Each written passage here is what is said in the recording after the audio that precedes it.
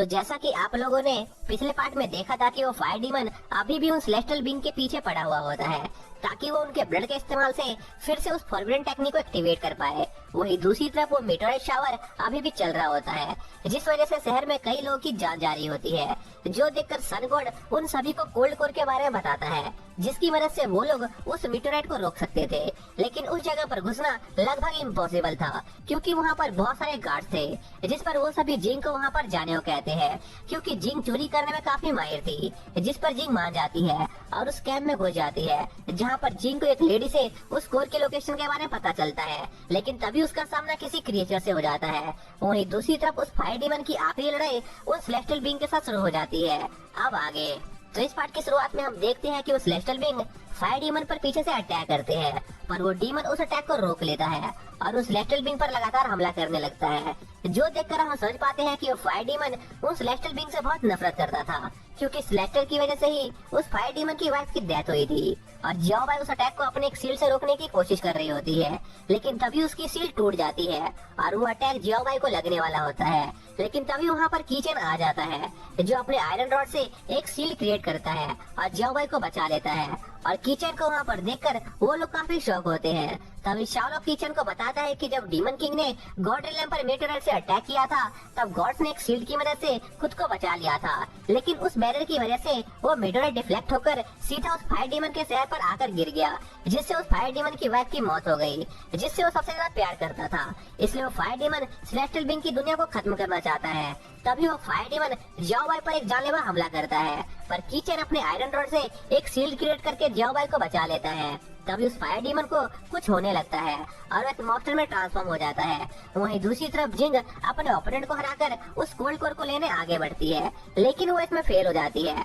और उस cold core से एक एनर्जी की वेव निकलने लगती है। इसी बीच वो फायर डीमन किचन के दोस्तों पर अटैक करने वाला होता है, लेकिन तभी उसे उस कोल्ड कोर की एनर्जी महसूस होती है और वो उस तरफ निकल जाता है, जो देखकर जियाओ बाई और शाओलो फायर डीमन का पीछा करने की कोशिश करते हैं, लेकिन वो ऐसा नहीं कर पाते क्योंकि वो बहुत ज्यादा घायल थे। जिस पर कीचेन उन दोनों को आराम करने को कहता है और खुद उस फायर डीमन के पीछे जाने का फैसला करता है, जिस पर शाओलो कीचेन पर अपना एक मैजिक करता है, जिससे कीचेन डायरेक्ट जिंग के पास पहुंच जाए। इसी बीच हम जिंग को देखते हैं, जिसे किसी की वहाँ पर आने की आवाज आती है, इसलिए वो छिप जाती है। फिर वो आदमी उस कोल्ड कोर को चुराने की कोशिश करता है, लेकिन तभी वहाँ पर वो फायर डीमन आ जाता है, जो उस आदमी पर हमला कर देता है, जिस पर उन दोनों के बीच एक लड़ाई शुरू हो जाती है। तभी फायर डीमन देखता है कि वो आदमी अपना रूप बदल रहा है, लेकिन इससे पहले कि फायर डीमन को समझ पाता, वो आदमी फायर डीमन को एक पंच मारता है, जिससे फायर डीमन बहुत दूर जाकर गिरता है, जो देखकर वो फायर डीमन समझ जाता है कि वो आदमी बहुत ज्यादा पावरफुल है।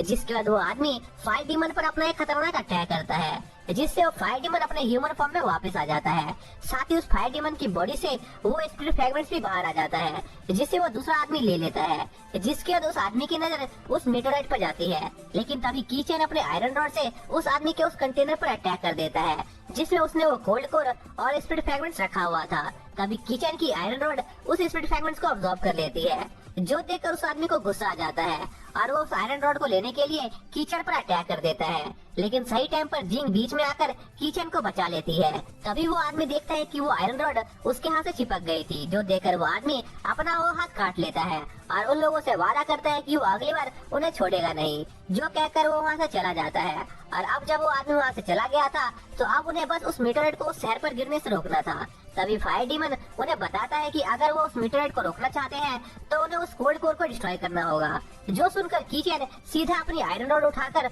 उस कोल्ड कोर को डिस्ट्रॉय कर देता है, जिससे वो मेटेओराइट वहाँ से गायब हो जाता है और वो पूरा शहर डिस्ट्रॉय होने से बच जाता है। और उस इंसिडेंट के बाद वो सभी अगले स्पिरिट फ्रैगमेंट्स के लिए अगले शहर के लिए निकल जाते हैं। इस बीच किचन नोटिस करता है कि कोई चीज शाओलो को परेशान कर रही है, और जब वो लोग यांग सिटी पहुंचते हैं, तभी उनकी गाड़ी में कोई दिक्कत आ जाती है, जिस पर शाओलो उस गाड़ी को चेक करने जाता है, जो देखकर जियाओ बाई और जैन को भी लगता है कि शाओलो के साथ कुछ हुआ है। इसलिए जैन शाओलो के पास जाता है और उसे कहता है कि अगर उसे गाड़ी को ठीक करने के लिए कोई पार्ट चाहिए, तो वो उसके लिए वो पार्ट्स ला सकता है। पर शाओलो जैन को उसके साथ आने से मना कर देता है, क्योंकि जैन शाओलो की हेल्प करने से ज्यादा उसे परेशानी करेगा। फिर हम शाओलो को देखते हैं जो एक जगह पर पहुंचता है जहां पर शाओलो को उसके पास्ट की कुछ मेमोरीज याद आती है, जहां पर हम देख पाते हैं कि शाओलो अपने एक मिशन के लिए पहले भी एक बार इस सिटी में आया था। और जब शाओलो का ग्रुप एक गुफा में जाता है तो वो उस जगह की हालत देखकर बहुत ज्यादा हैरान होते हैं, क्योंकि उस जगह पर बहुत खतरनाक लड़ाई हुई थी। तभी उन्हें एक बड़ा सा होल दिखाई देता है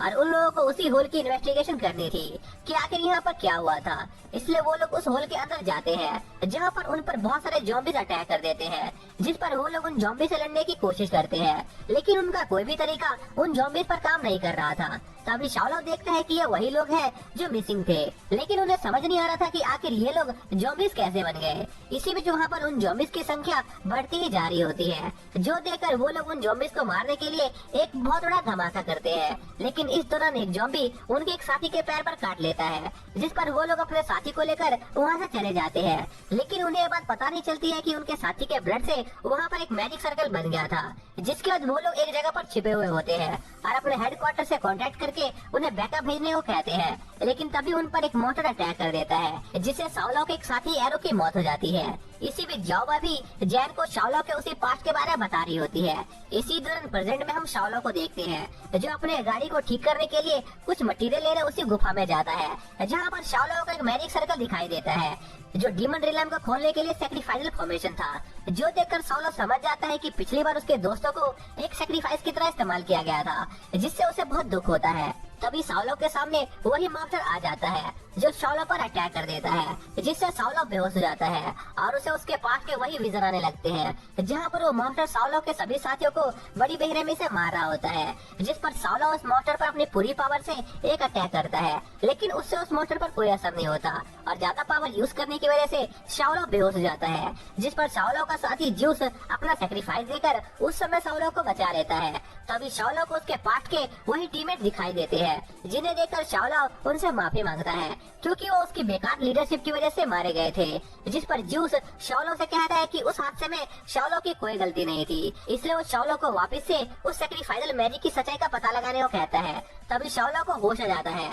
जहाँ पर वो अपने सामने कीचेन को पाता है जो उसे जगाने की कोशिश कर रहा था। तभी शाओलो की नजर उसके दोस्तों पर जाती है जो उस मॉन्स्टर से लड़ने की कोशिश कर रहे थे, लेकिन उनके अटैक का उस मॉन्स्टर पर कोई असर नहीं हो रहा था, जिस पर शाओलो अकेले उस मॉन्स्टर से फाइट करने का फैसला करता है और कीचेन को उसके बाकी साथियों के चारों तरफ एक शील्ड बनाने को कहता है, ताकि शाओलो के अटैक से उसके दोस्त घायल न हो जाए। फिर शाओलो अपना अटैक प्रिपेयर करने लगता है, लेकिन तभी वो देखता है कि कीचेन उसे भी उसके बैरर के अंदर ले आया है, जिस पर शाओलो कीचेन से इसका कारण पूछता है, जिस पर कीचेन कहता है कि उसके पास एक प्लान है, जो कहने के साथ ही कीचेन अपने आयरन रॉड की असली पावर को रिलीज करता है, जिससे उस केव में एक बड़ा सा छेद हो जाता है और उस केव में सूरज की रोशनी आने लगती है, जिसके असर से वो मॉन्स्टर मिनटों में ही राख में बदल जाता है। जिसके साथ ये पार्ट यहीं पर एंड हो जाता है।